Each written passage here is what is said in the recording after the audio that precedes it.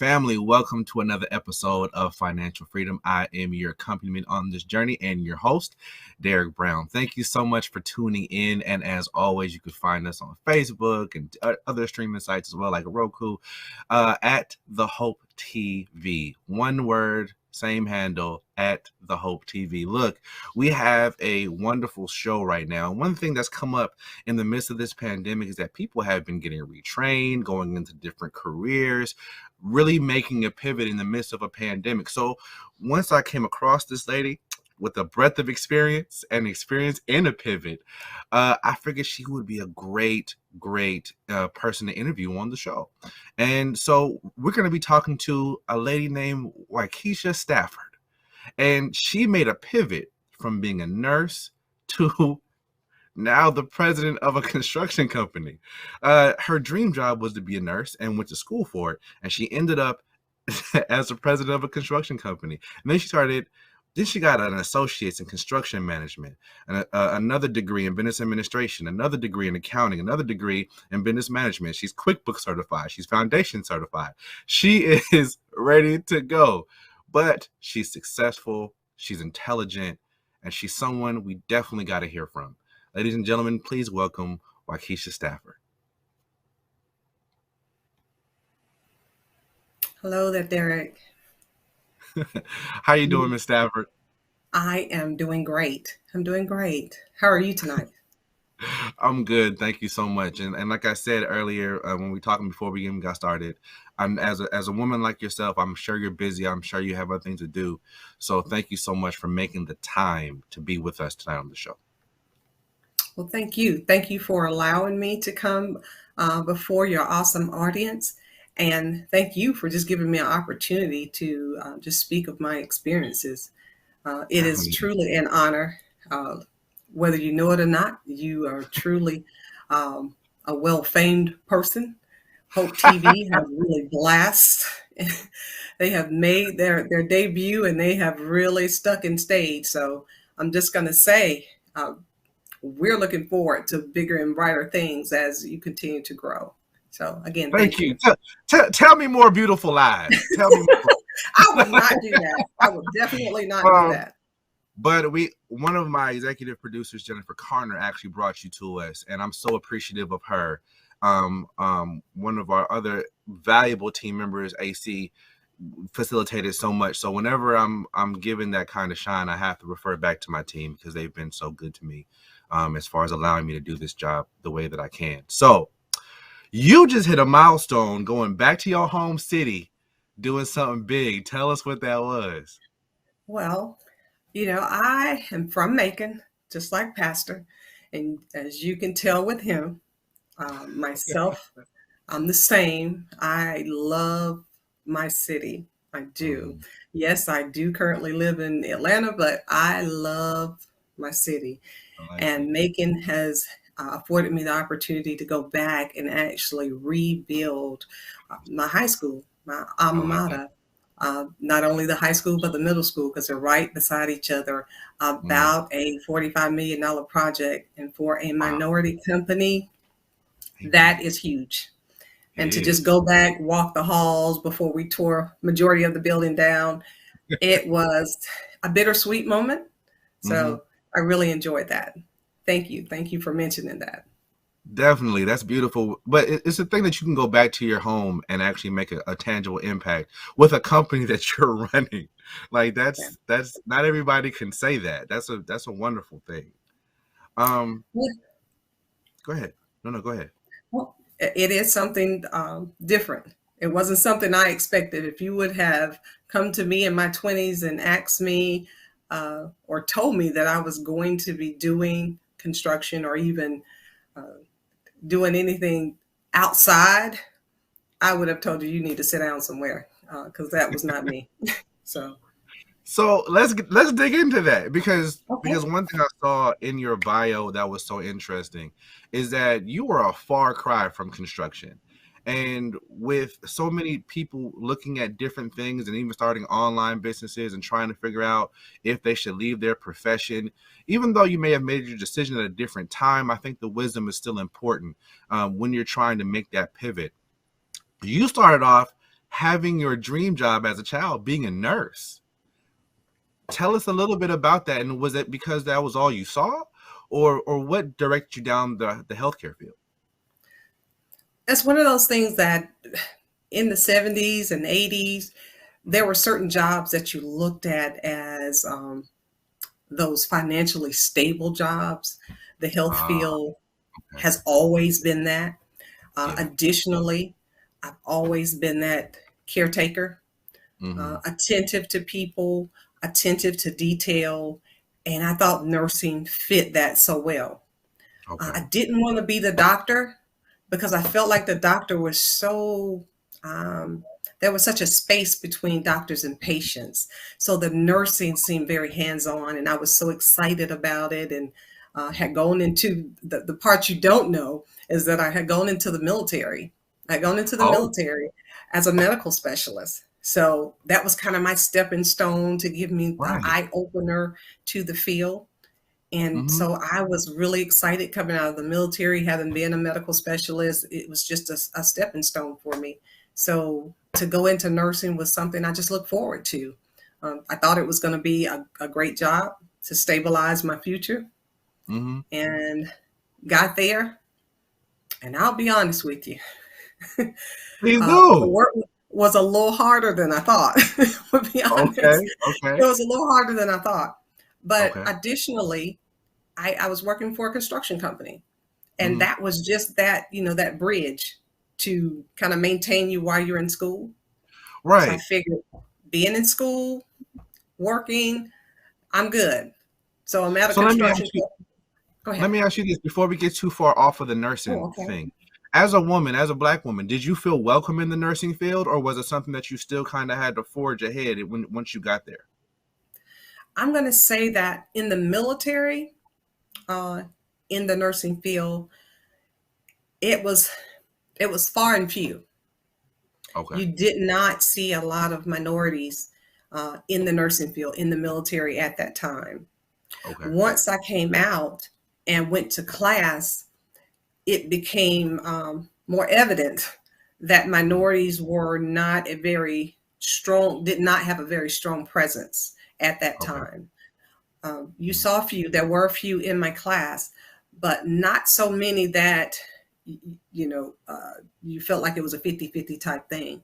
So Mhm. it was a challenge. I think part of that, our language, some of the background, it really counteracted us progressing in that field, even in the What does that classroom. mean? Help me understand what that means. What does it mean with that background, your language? Is this because you from a country part of Georgia, or was it? What do you mean by that? Derek, did you just throw a crack at my city? Watch it now. No. You know how I feel Look about now, Macon. look, my father's from Okay. Alma, Georgia. Okay, we Oh, both got okay. some Okay. we both got some country in us now. I ain't connecting on nobody city. Okay. Uh, I just think the upbringing had a lot of impact Mm, on those things that I was preparing to okay, um, to encounter in comparison to some of my Caucasian counterparts that probably had some exposure even prior to coming to the classroom, whether it was through an aunt, a mother, and maybe even other siblings.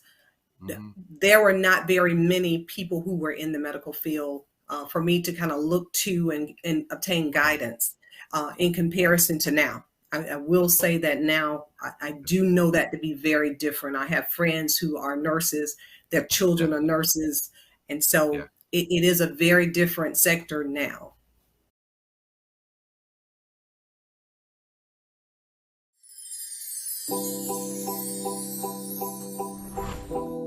Looking at those areas of how you became who you became, and then looking at what were all the influxes that interfered with all of the stuff.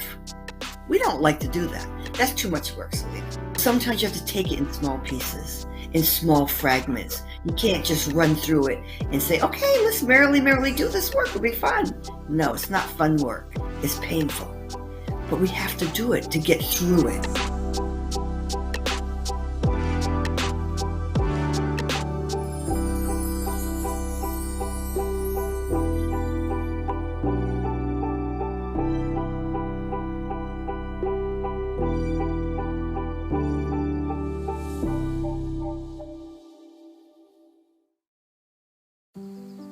Hey, Dad, I need your help asking Jessica to prom. Of course. Love is like the ocean. You have to tread the Oh, waters. Dad, that's not the kind of help I needed. Hey, Jessica. Will you go to prom with me? Yes. You don't have to be perfect to be a perfect parent. Thousands of teens in foster care can't wait to share their first with you.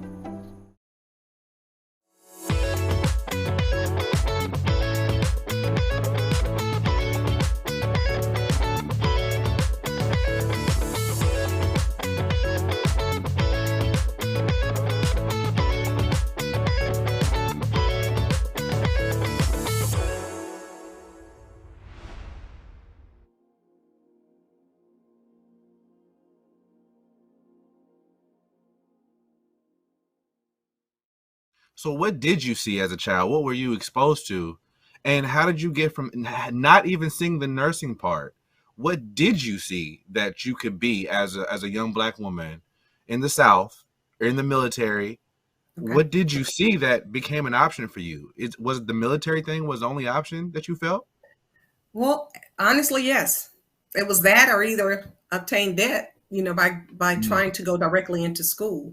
So what I Gotcha. saw the military as a gateway to get me where I wanted to be. We did not have the money. We were a lower middle class family. Both my parents worked. They worked in a factory, Brown and Williamson, which was the factory for Macon at that time. Right. But we had not prepared. My mother attended college, but my father did not. And they had not prepared for us to enter college, myself or my siblings. My siblings, both of them obtained scholarships. And Wow. I had done the same, I'll be honest. I had obtained a scholarship and was Oh headed yeah, off to college. your parents ain't raised no fools now. Y'all did it. I'm with it all day long. So it was trying because we knew that the money was not there. And I think I was a little nervous about taking the chance of saying, hey, I'll definitely be able to maintain going through school and continuing to have the scholarship money there. So being the oldest, I said, well, let me show them a different path. And I thought going into the military, the GI Bill at the time was like this big rave. So there was money there for me to be able to go to school. So my thought was go to the military, get some training, but the main purpose was to obtain the money so that I could go off to school. Got you. So you go into the military, you're in the medical field in the military. You get out, you go to school. You realize the dynamics as far as ethnicity, you're still a minority in the room. What help me understand here, because when I listen to your story and you're in nursing, you've been having this goal for a while. I know me. If I put up a goal for something, you won't have a hard time telling me not to go or having me make a left or a right. You're in school, you step into this construction job to help pay the bills as you go. What kind of began to signal to you that you might not have to make a change? Have you ever had an opportunity to step into a classroom or a setting and the anticipation of gaining knowledge or gaining any type of wisdom was not something that you notated as you walked into the classroom? And you go into the classroom and you sit down, and there's this abundance of wealth of knowledge that comes to you, and you get excited. Well, that's what happened with me. I had this job that I'm just going to, was not interested. Matter of fact, I was the only one at the job. He had just hired. This company had just started. It had just started. I come in and I am the only office employee. I'm the receptionist. So I come in as a receptionist. I'm sitting there majority of the day by myself. And I'm a pretty organized person. So I start to organize. And there were phone calls coming through asking questions. And sometimes I was not able to reach the right person. So I Right. said, I do not like stuff lingering. Hmm. So I started to kind of peek through documents that I don't normally peek through. I'm looking at Okay. plans. I start to figure it out. I've Okay. kind of always had that knack. It's about like sports, there's no sport that I have not conquered except for hockey. I don't understand hockey yet. I haven't figured it out. But everything Gotcha. else, no one had to tell me. So that's kind of the Hmm. way I took on construction. I started to just kind of explore and became intrigued. Everything I was good at was right there before me, and it was in construction. Great in math. Uh, Little do you know, there's a lot of customer service. There's a lot Yeah, of interaction with people. I would imagine. And so my gift was able to flourish there. I was able to nurture people. So, yeah. It's interesting because your skill set, math, nurturing people, service to other people, that's a very strong nursing thing, but you didn't feel that same type of pull and interest in Yeah. nursing, but you Yeah. felt it in construction, a field Right. that tends to be very male dominated. I can Right. imagine you feeling the same sense of minority in nursing that you have in Yeah. construction. So Yes. how so and then you also love sports. So Yeah. I guess I'm trying to for those people who are thinking about making a pivot, if they're multifaceted like yourself, right? And they may have skills in one area, but they may see an opportunity in another. Mhm. What do I follow this sense of passion that intrigue that sense of intrigue? Or was it metered steps? I mean, one thing that we discussed briefly before the show started was, yes, it was a different time that you made the decision, but Right. still worthy of discussing because Mhm. it's not easy to make that kind of pivot. Um, what would you suggest for people who are looking at making a pivot in two different fields? I mean, these are nursing and construction are not similar. Right. They're they're not similar. So it was the intrigue that you follow, the sense of passion. Would that be an accurate statement? I would say yes. And Okay, on the surface, I would say nursing and construction doesn't appear to be the same. right.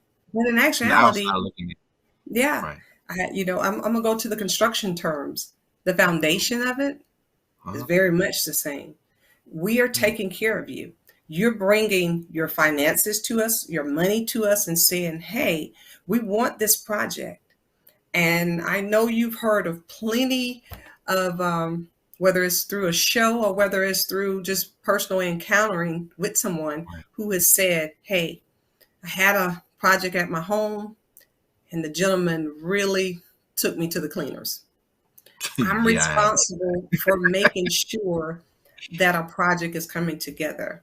I Mhm, am responsible for communicating what is going on between every trade and what the client desires, mhm. all while balancing your finances.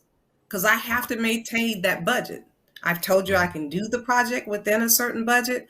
I need to do all I can to stay within that realm and still give you what you desire.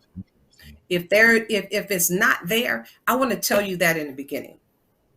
I Okay. don't want to lead you down the road, and it happens where you're led down this road thinking what we have, the finances we have, is enough to get us all we want. And the responsible contractor is going to tell you from the very beginning what you really can have. I know with the church and all the things that have taken place construction wise with them, I guarantee you the finance committee, pastor, and all those who have been involved with it can tell you that there's a huge responsibility on the contractor, a good contractor that is, to be responsible with your finances. So And let me I say this before you go too much further, okay, because what I heard you say, and you correct me if I'm wrong, but there were transferable skills from nursing into contracting. very much so. So those skills created a bridge for you to be Hmm. able to say all these my detail orientedness, my ability to serve customers, my ability to look at your finances. When you come into the hospital, you bring insurance, you bring your money, and then That's right. we serve you the best we can, but then we have to pass you off to whoever has their job next. all those things transferred to construction, in which you're serving people and taking care of people in the similar fashion within the scope of your duties. That's absolutely correct.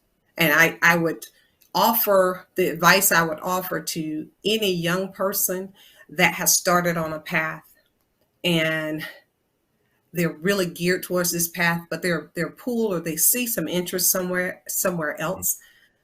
I would tell them, do not turn your back on that. Don't turn your back on that.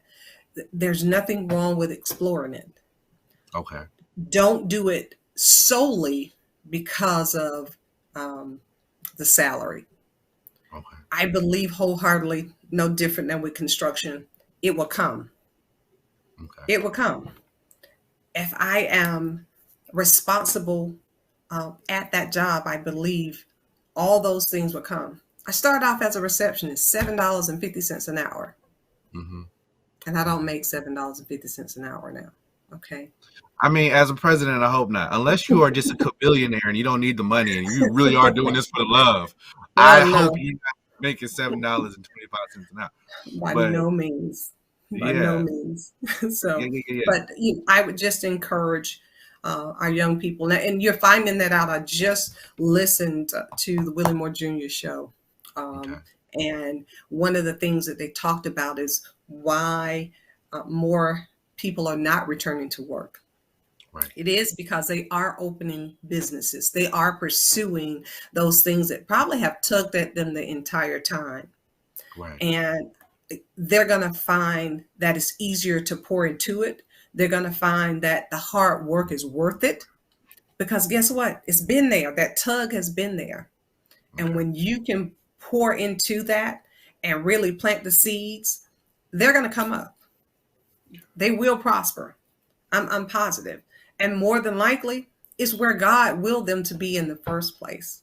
So many times it's us that, make those decisions. Just like me with nursing, I made it based off of financial stability, desiring financial stability. So.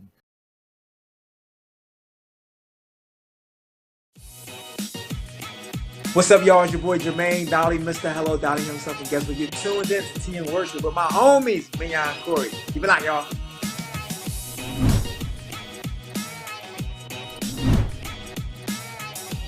Hey, y'all, it's Candy West, and you're watching Tea and Worship with Mignon and Corey.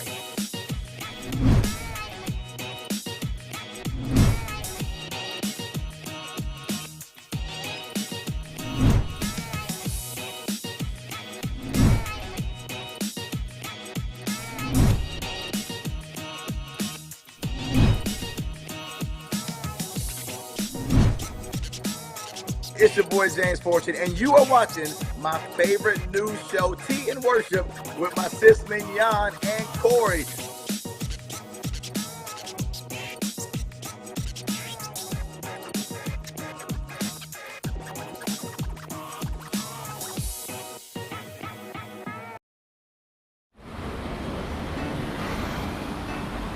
Hey, let's check out this park.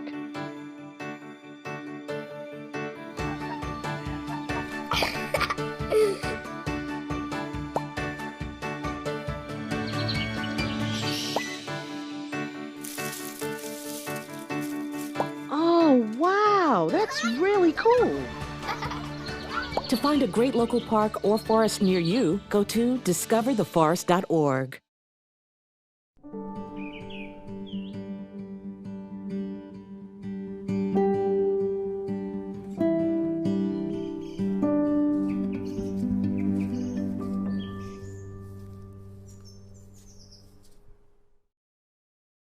Yeah. So let me ask. When you were getting ready to make that pivot, did you talk to anybody? Did you call your mama, your daddy, your sisters, anybody? I know you were the oldest. So was there anybody that you were able to consult? Or was it just like, I got to do this thing. This feels right. I got to, I'm just going to do it and, I'll make it. Or was there anybody that you were able to consult? And would you encourage people in this generation to take that same kind of advice? I'll say this. I talked a lot with my boss, who is my board now. Okay, all right. I listened to his story, and he has an awesome testimony. Right. And he helped me to become at ease with making the decision, because I was concerned with what my mother would say. Do you know how much money you've spent, how much you've poured into this, and you're just going to walk away from it? And I had a mentor. She didn't know it. She didn't know she was my mentor. Okay. So I have to say, got it. She had no clue. I just would go and just little tidbits. I looked up to her. She was already in the construction field. She was a super woman. She did not look like me. She did not look like me. Okay. And so I did kind of, I took these moments to just pluck at her a little bit. And it wasn't until right before my appointment as president that she said to me, I saw it in you so very long ago. And she said, that's why I took the time to actually pour into you. So I would also suggest that let us not get too wrapped up in where the mentorship is coming from. And I just look at who's willing to pour into us, who's willing to, and of course, I didn't look at her just from the sole standpoint of her working in construction. I looked at her overall. Beautiful family, awesome husband, beautiful children. She was, and excuse me, the biggest thing is she loved God.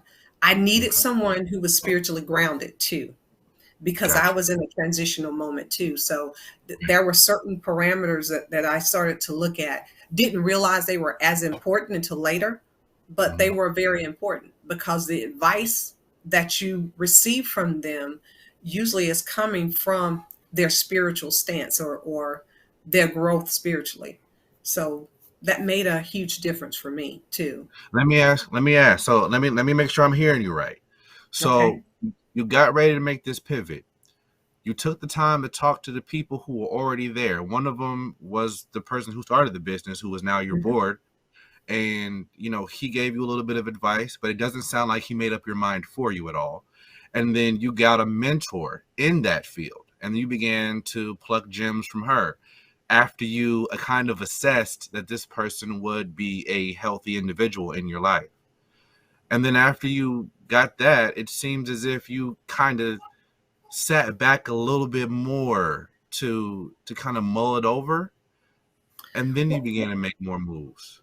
And I have to add this, because the gentleman who is my board, he poured more into me, and when I say physically, he's the one that says, go get the degree in construction. Okay. He's the one that invited me to the meetings. And I'm going to use this term, and I hope I don't offend anyone. He brought me to the boys only meetings. So I had the opportunity to just listen and hear the conversations and hear how they were able to grow and even gain footholds in certain areas to be able to obtain those $40 million projects. Okay. Right. Because they don't just come. Trust me, they don't just come. They're structured in a manner to be able to push them into a certain company's lap. I like to say that. As much as we want to feel like it's a fair playing field and we can shape it and give you the picture of that, it's not always that way. So, but he really poured a lot into me as far as prepping me for what I would encounter. And as a minority female in a male-dominated field, I needed every bit of preparation. I've always had a little thick skin, but my skin had to become much thicker, trust me, to be able to maintain who I am. So I would remind any young person, don't expect just because you have the mentor in place or you have someone that's willing to walk with you that you're still not going to encounter. You will encounter some things. Mhm. It's the preparation, it's making sure that you're spiritually grounded and Mhm. understand that whatever he has for me is for me. It Okay. is for me. And I wouldn't do it solely for money. Okay. I love to encourage young people, don't do it solely for money, because money may take you down alleys that you may not know how to turn around from, or make a pivot, as the word you used. Well, alleys So don't leave you a lot of room to pivot in the first place. they sure don't. They sure So don't. so speaking of that, one thing I also love, not only are you going back and building buildings in your home city, but you're also mentoring other girls, Yes. specifically looking at the Yes. construction industry. How Yes. important is it? And I hear it again in your story. How important is it was it for you to be able to see someone who took interest in you, and even just another woman in the industry that was able to Mhm. kind of take you under her wing a little bit? Well, I'll say I am a part of a program called Magic, Mentoring a Mhm. Girl in Construction. I love Gotcha. this program because when I tell you, majority of the young ladies that's in this program looks like me. Mhm. And I am all about pouring into them. I have an opportunity to uh, kind of give them different facets Mhm. of the construction industry. Um, we find sometimes with our younger generation, they figure it's from the classroom to management directly. And I've expressed to them, taking each step really does help, because Okay. it's going to help you, first of all, as a leader. So once you become that manager, you understand those that are around you in the steps that they're going through on a daily basis. Right. So to be able to mentor is one of those things that I think is vitally necessary for this next generation coming up. They are different in the sense that Google has become their friend, Right. mom and That's dad, right. and don't get me wrong, I battled it with my own child, Mhm. where I have had to tell her, if you open up Google to answer one more question, Google and I are going to have it out, and you won't see Google anymore. So, but it's one of those things to help them to understand that there is someone that's here that wants to help you. We're not here to hinder you. And so I think that's one of the things that we need to, um, as those who are in the field, in any field that is, go Mhm. back, talk to our young people, help them to understand the path that you've taken, but not only understand the path you've taken, but also express to them some of the other paths that are available to them, because Mm. it's greater. There's no way I would have found magic in the 80s or the 90s. Okay. There were no females that I could put my hands on other than my mentor that was teaching and Mm. literally mentoring several young ladies at that time. So Gotcha. That sounds like it made a huge impact on your life. Just having those people who could pour into you as well, so that when you pivoted, you didn't pivot just completely blind. You took steps right, to find people who could lead you and guide you, and you had to be coachable. And right, that's one thing I have heard before, is that whenever you step on into a new level or a new place, you have to be okay with being an amateur again.